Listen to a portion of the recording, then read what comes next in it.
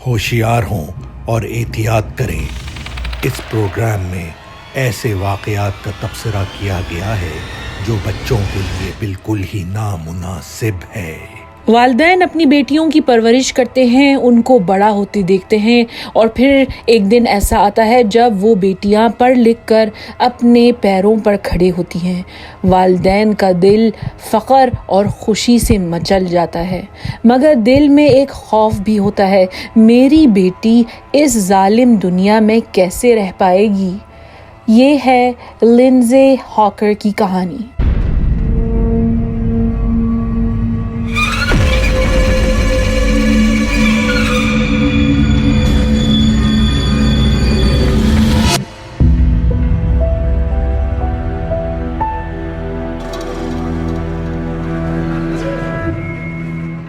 Lindsay کی پیدائش 30 دسمبر سن 1984 کی تھی اور اس نے انگلینڈ کے ایک چھوٹے شہر برینڈن میں والدین بل اور جولیا اور 2 بڑی بہنیں ایلیزا اور لوئیز کے ساتھ پرورش پائی۔ بچپن سے پڑھائی کا شوق تھا اور ڈگری کمپلیٹ کرنے کے بعد وہ اکتوبر 2006 میں ٹوکیو، جاپان میں انگلش ٹیچر کی نوکری شروع کر دیتی ہے۔ والدین بل اور جولیا نے بڑا اصرار کیا کہ اتنی دور جانے کی کیا ضرورت ہے، یہ کام یہاں اپنے شہر میں بھی ہو سکتا ہے، مگر لنزے انہیں سمجھاتی ہے کہ وہ اپنے ماسٹرز کی پڑھائی شروع کرنے سے پہلے نئی دنیا دیکھنا چاہتی ہے اور وہ جاپان میں نوکری کر کے مزید تجربہ حاصل کرنا چاہتی ہے۔ کچھ اسٹوڈنٹس گیپ ایئر لیتے ہیں۔ ایک ڈگری مکمل کرنے کے بعد وہ اعلیٰ ڈگری کی پڑھائی شروع کرنے سے پہلے 1 سال کی چھٹی لیتے ہیں۔ اس سال کے دوران یا تو وہ دنیا گھومتے ہیں یا کہیں نوکری کر کے پیسہ جمع کرتے ہیں یونیورسٹی فیس کے لیے۔ لنزے کے ماں باپ کو اطمینان تھا کہ ان کی بیٹی اجنبی شہر میں اکیلے ہی نہیں ہے، کیونکہ وہ 2 اور ٹیچرز کے ساتھ ایک اپارٹمنٹ بانٹ رہی تھی اور وہ ہر روز ان سے اور اپنے بوائے فرینڈ رائن سے یا تو ٹیکسٹ میسج کے ذریعے یا فون کے ذریعے رابطہ رکھتی تھی۔ 24 مارچ 2007 ہفتے کا دن تھا اور 22 سالہ لنزے ہاکر کی فیملی اس کے لیے پریشان تھی۔ اس نے سارا دن ان کے فون کالز کا جواب نہیں دیا تھا۔ انہوں نے اپنے دل کو یہ دلاسا دیا کہ جاپان اور انگلینڈ کے وقت میں فرق ہے اور شاید لنزے اپنے دوستوں کے ساتھ مصروف ہے۔ جب اگلے دن بھی لنزے کی طرف سے کوئی رابطہ نہیں ہوا تو اس کے چاہنے والے سب بے حد فکر مند تھے۔ لنزے کو اتوار اور پیر کو کلاسیں پڑھانی تھیں، لیکن وہ دونوں دن اسکول سے غائب تھی اور اسکول کی انتظامیہ لنزے کے والدین پولیس کو اطلاع کر دیتے ہیں۔ پولیس ڈیٹیکٹیوز لنزے کے اپارٹمنٹ کی تلاشی لیتے ہیں۔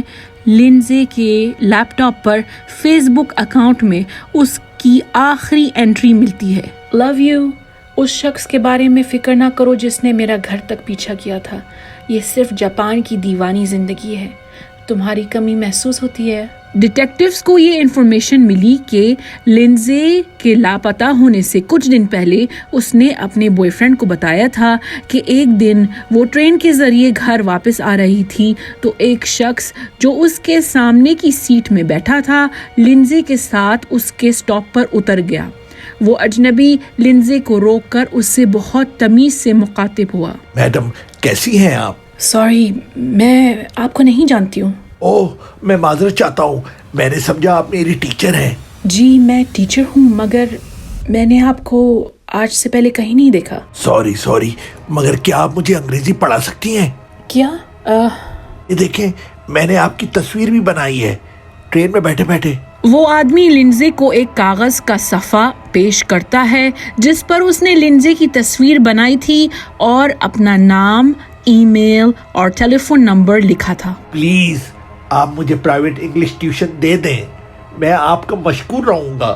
لنزے نے اپنے بوائے فرینڈ کو بتایا تھا کہ وہ شخص اپنی بات پر بضد رہا اور آخر کار لنزے نے اس پر ترس کھا کر اسے ٹیوشن پڑھانے کا وعدہ کر لیا۔ पुलिस अफसरान ने CCTV फुटेज हासिल की। इन्होंने दरियाफ्त किया कि लिंजे 24 मार्च हफ्ते की सुबह को एक जानी पहचानी कॉफ़ी शॉप में एक शख्स से मिलती है। इन्हें पता चला कि वो शख्स वही ट्रेन वाला आदमी था और उसने लिंजे से कॉफ़ी शॉप में मिलने का इंतज़ाम किया था। लिंजे के लिए प्राइवेट क्लासेस देना कोई गैर मामूली बात नहीं थी। लिंजे के स्कूल ने इसकी इजाज़त दी थी, लेकिन उसके कुछ क़वानीन थे।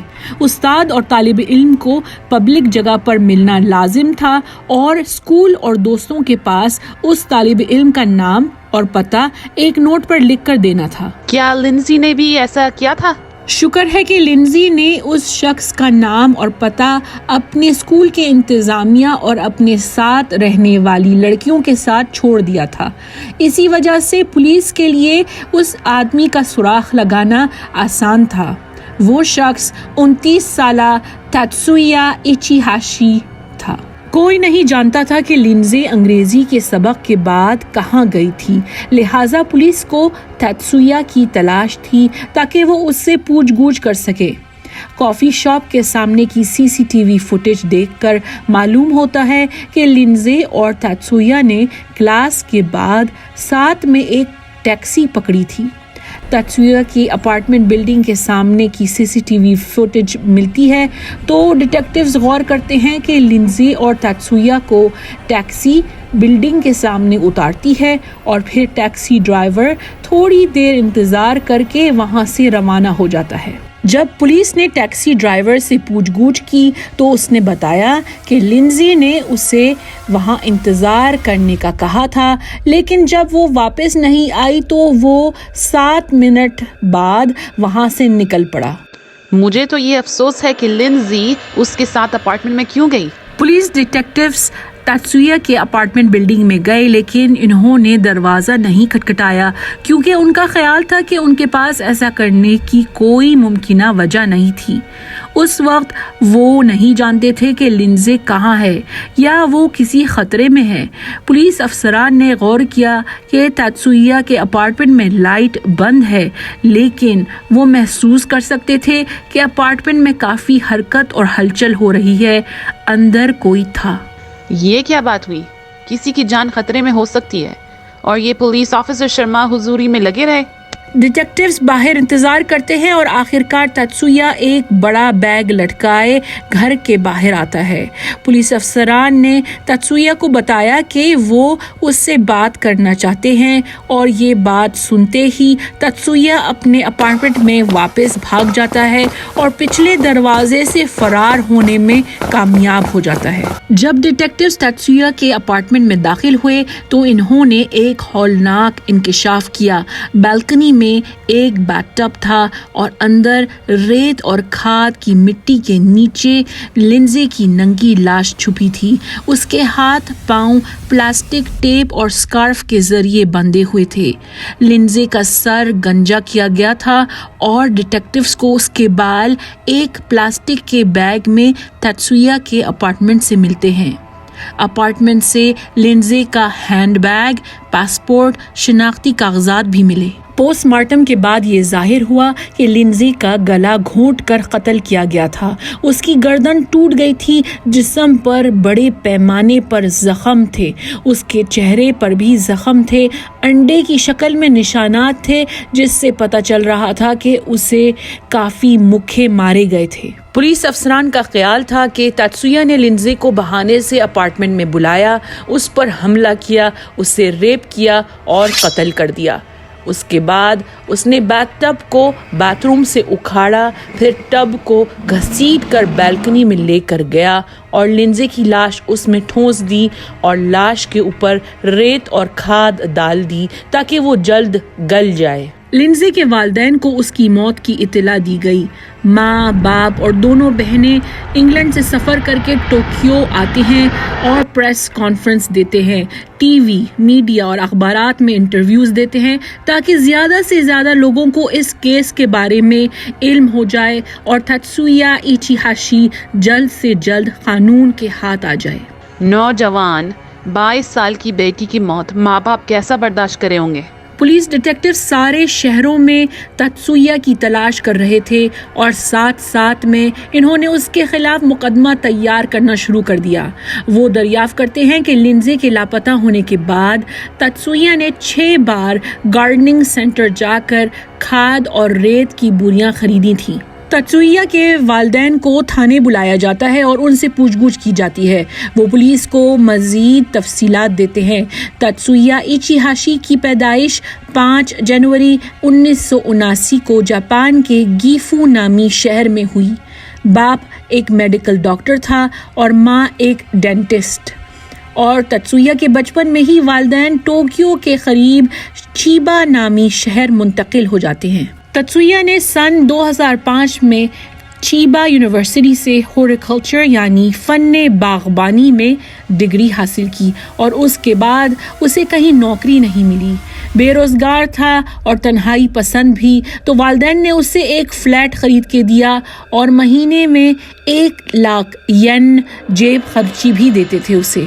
1 लाख येन तकरीबन $1100 या 1.5 लाख रुपए होते हैं। ऐसे ही तो वालिदैन अपनी निकम्मी औलाद को बिगाड़ देते हैं। तत्सुया के वालिदैन ने यह भी बताया कि तत्सुया को फिटनेस का बड़ा शौक़ था। वो बाकायदी से एक जिम में वर्जिश करने जाता था, 25 किलोमीटर साइकिल चलाने जाता था। तत्सुया को पुरतशद्दुद मंगा कॉमिक्स में भी दिलचस्पी थी।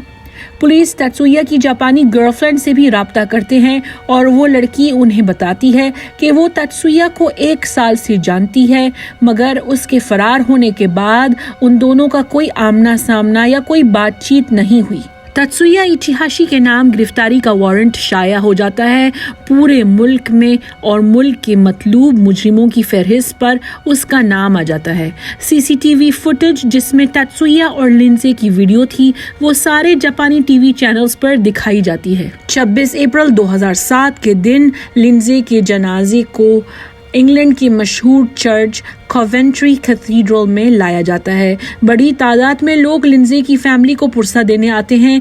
जापानी सफ़ीर योशीजी नोगामी अपने मुल्क के नुमाइंदे की हैसियत से जनाजे में शामिल होता है। पुलिस की तफ्तीश जारी रहती है और उन्हें गुमनाम जरिए से पता चलता है कि तत्सुया लंबे बालों की विग्स का इस्तेमाल करके ज़नाने रूप में छुप रहा है।